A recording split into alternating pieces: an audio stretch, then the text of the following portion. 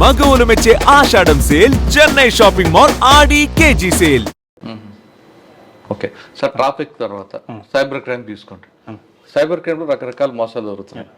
మీరు పబ్లిక్ ఏం చెప్తారండి? పబ్లిక్ ఏం చెప్తానంటే, ఇప్పుడు ఒక సాధారణంగా ఒక పని చేసుకునే వాళ్ళు ఉంటారన్న, రోజుకి ఒక 500 సంపాదిస్తారు, లేకుంటే ఒక 600, ఎక్కువ 1000 రూపాయలు సంపాదించుకుంటారు. ఒక నెల ఎంత సంపాదిస్తారు ఆ లెక్కన?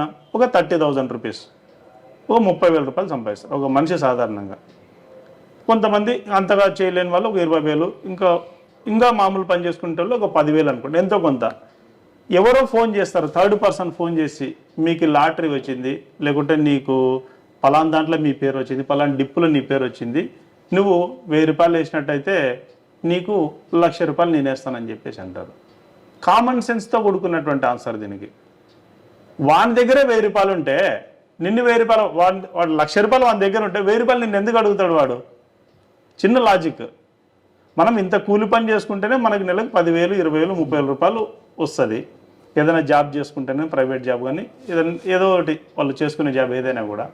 అలాంటిది వాని దగ్గర నా 1,00,000 రూపాయలు నీకేస్తా, 1000 రూపాయలు నువ్వు నా అకౌంట్లోకి అంటే ఎంత కామన్ సెన్స్ లేకుండా వేస్తారో అర్థం కాదు.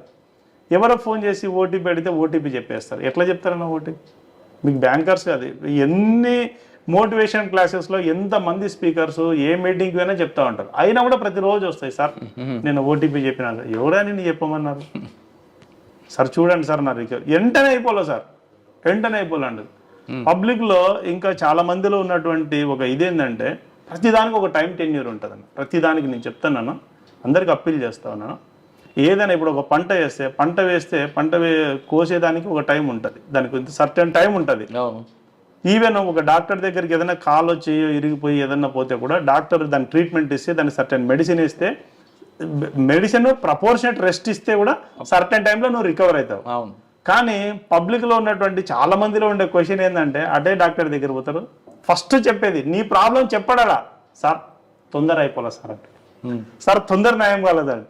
తొందర న్యాయం కావాలంటే ఇంకేమవుతుంది, కొంచెం ఇవ్వాల్సిన డోస్ కొంచెం ఎక్కువ ఇస్తుంది, దానివల్ల మనకే హెల్త్ డ్యామేజ్ అయిపోతుంది.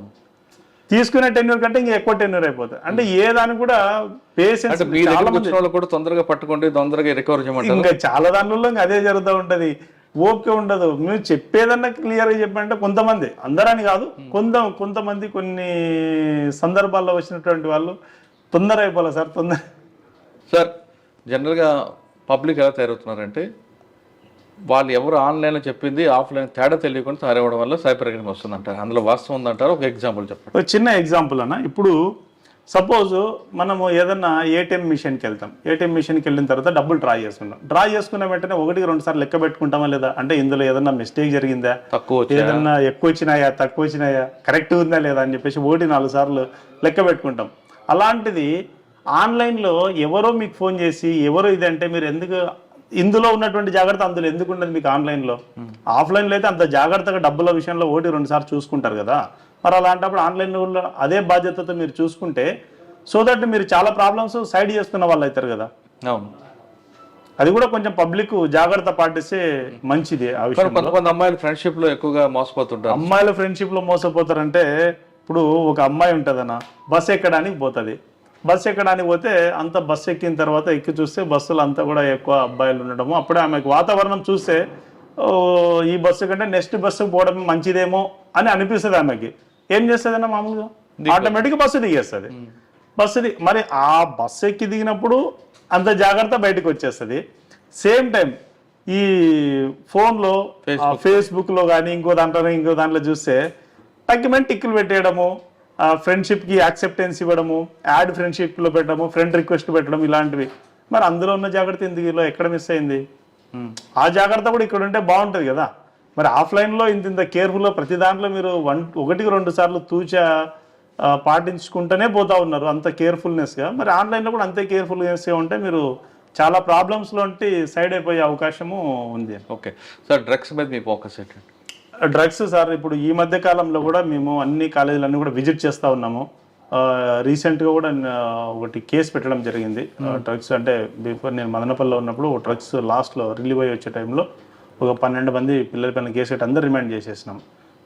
ఇక్కడ కూడా అదే వర్కౌట్ చేస్తూ ఉన్నాము. ఏదన్నా కూడా ఇక్కడ ఖచ్చితంగా కేసు రిజిస్టర్ చేయడం జరుగుతుంది, వాళ్ళు రిమాండ్ పంపించడం అనేది జరుగుతుంది. మరోవర్ కొంచెం కాలేజీల్లో స్కూల్లో విజిట్స్ రెగ్యులర్ విజిట్ చేస్తాను, వాళ్ళందరినీ కూడా బాగా మోటివేట్ చేసి ఆ దారిన పడకుండా పిల్లల్ని సైడ్కి తీసుకొచ్చే దిశగా సోషల్ రెస్పాన్సిబిలిటీ తీసుకున్నాం. ఓకే సార్, మీరు 2009లో వచ్చినప్పుడు అనంతపూర్కి 2025 వచ్చి అనంతపూర్కి తేడా వచ్చిందా? పబ్లిక్లో చాలా తేడా ఉంది. అప్పుడు ఉండేది ఇప్పటికి చాలా మారిపోయింది, అంటే పబ్లిక్ యాటిట్యూడ్ మారిందంటారా, క్రిమినల్స్ యాటిట్యూడ్ మారిందంటారా? అన్ని మారినాయి, క్రిమినల్స్ కూడా తగ్గినారు, ఫ్యాక్షన్ తగ్గింది అనుకుంటా. కానీ క్రైమ్ ఏముంది ఇక్కడ? క్రైమ్ ఏముంటుంది ఇక్కడ? క్రైమ్ అంటే ఇక్కడ మేజర్గా క్రైమ్స్ కొంచెము ఈ ప్రాపర్టీ అఫెన్సెస్ అవి కొంచెం అవుతూ ఉంటాయి అప్పుడప్పుడు, కొంచెం యాక్సిడెంట్లు అవి అప్పుడప్పుడు అంతే. ఇంకా మేజర్ క్రైమ్స్ అంటే ఇంకా మామూలుగా మా లిమిట్స్లో అంతే. వేరే ఇప్పుడు కొత్త స్పీకర్ తో ఎలాగుంది? చాలా బాగుందండి. యంగ్ ఆఫీసర్, ఐపీఎస్ ఆఫీసర్, అవును, చాలా మంచి ఆఫీసర్. ఏదన్నా కూడా ఇన్స్ట్రక్షన్స్ క్లియర్గా ఉంటాయి, సేమ్ టైం ప్రపోర్షనేట్గా డ్యూటీ చేయాలంటారు. ఇన్స్ట్రక్షన్స్ మాకు ఎప్పటికప్పుడు క్లియర్గా వస్తాయి కాబట్టి అకార్డింగ్లీ మేము డ్యూటీ పర్ఫామ్ చేస్తాం. మంచి ఆఫీసర్ ఏదన్నా చెప్తే కూడా వింటారు. ఫస్ట్ మేము చెప్పే మా రిక్వెస్ట్ ఏదన్నా ఉంటే కూడా ఓపిక్గా వింటారు సార్. ఎంతసేపు అయినా కూడా చెప్పొచ్చు సార్కి. అచ్చా, అంటే కింద వాళ్ళ అభిప్రాయం తీసుకుంటాడు ఆయన? తీసుకుంటారు. అంటే ఏదన్నా విషయం గురించి సార్ కాల్ చేసినప్పుడు కానీ లేకుంటే మేము కాల్ చేసినప్పుడు కానీ ఏదన్నా విషయం ఉంటే ఆ విషయం డీటెయిల్డ్గా సారు చెప్పేంత వరకు వింటారు. దాని తర్వాత మళ్ళీ మాకు దీనిపైన ఇలా వెళ్ళండి అని చెప్పేసి మళ్ళీ ఇన్స్ట్రక్షన్స్. సార్ ఫైనల్గా చెప్పండి, ఈ డిపార్ట్మెంట్ రావాలనుకున్న వాళ్ళకి మీరు ఇచ్చే మెసేజ్ ఏంటి? మంచి డిపార్ట్మెంట్, మంచి సర్వీస్ చేయొచ్చు మనము. డిపార్ట్మెంట్లో దేవుడు సర్వీస్ చేసే చాలా వాటిల్లో పోలీస్ డిపార్ట్మెంట్ కూడా ఒకటి, అందులో సందేహం అయితే లేదు. 100% హార్ట్లీ వెల్కమ్ ఎవరైనా డిపార్ట్మెంట్లోకి వచ్చి జాబ్. ఎందుకంటే ఈ డిపార్ట్మెంట్లో జాబ్ చేయాలంటే కొన్ని ఖచ్చితంగా స్పెసిఫిక్గా ఎలిజిబిలిటీస్తో పాటు ఖచ్చితంగా సర్టెన్ క్లియరెన్సెస్ ఉంటాయి. మనము గ్రూప్ 1 గ్రూప్ 2 ఎగ్జామ్కి మనం ప్రిలిమినరీ ఎగ్జామ్ రాస్తాము, మెయిన్స్ రాస్తాము, సెలెక్ట్ అయిపోతాము నెక్స్ట్. కానీ ఇందులో అట్లా కాదు, ప్రిలిమ్స్ అయిపోతేనే మళ్ళీ గ్రౌండ్ ఈవెంట్స్ ఉంటాయి. గ్రౌండ్ ఈవెంట్లో హైట్ కానీ చెస్ట్ మెజర్మెంట్స్, బాయ్స్కి అయితే చెస్ట్ మెజర్మెంట్స్, మళ్ళీ రన్నింగ్ 6 రన్నింగ్ ఉంటుంది, లాంగ్ జంప్ ఉంటుంది. వీటన్నిటి క్లియర్ చేస్తే మళ్ళీ మెయిన్స్ ఎగ్జామ్ ఉంటుంది. వాటిలో క్వాలిఫై అయితేనే మళ్ళీ మీకు జాబ్. కానీ వేరేజ్ మనకు గ్రూప్ 2 కానీ గ్రూప్ 1 అవి వేరే కదా. మనకు ఈ పోలీస్ రిక్రూట్మెంట్, పోలీస్ యూనిఫామ్ వేసుకుని డబ్బులు వస్తాయని కొంతమంది వస్తారు, అటువంటి వాళ్ళకి ఏం చెప్తారు? లేదు, అది రాంగ్. అది అంటే డబ్బులు వస్తాయనేది వాళ్ళ ఊహలో వాళ్ళు ఉంటారేమో, కానీ అది కరెక్ట్ కాదు. బాగా మంచి సర్వీస్ చేయొచ్చు పోలీసులో ఉంటే, పోలీసులో బాగా సర్వీస్ చేయొచ్చు. మనము day to day updates service చేయాలనుకున్న వాళ్ళకి బెస్ట్ ప్లాట్ఫామ్ 100%. ప్రజలకు సేవ చేయాలంటే మిగతా డిపార్ట్మెంట్లతో పోటీ చేస్తే పోలీస్ డిపార్ట్మెంట్ బెస్ట్ అంటున్నారు శేఖర్ గారు.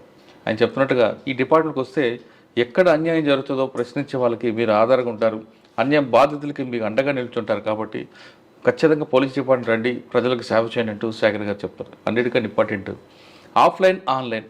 ఆఫ్లైన్లో ఎంత జాగ్రత్తగా ఉంటారో మీరు ఆన్లైన్లో కూడా అంతే జాగ్రత్తగా ఉంటే సైబర్ క్రైమ్కి చెక్ పెట్టచ్చు అంటూ శేఖర్ గారు చెప్తున్నారు. ఇది శేఖర్ గారితో ఎక్సలెంట్ ఇంటర్వ్యూ. వచ్చే వారం మరో కృష్ణ మళ్ళీ కలుద్దాం. నమస్తే, థ్యాంక్ యూ అండి. Thank you sir, thank you.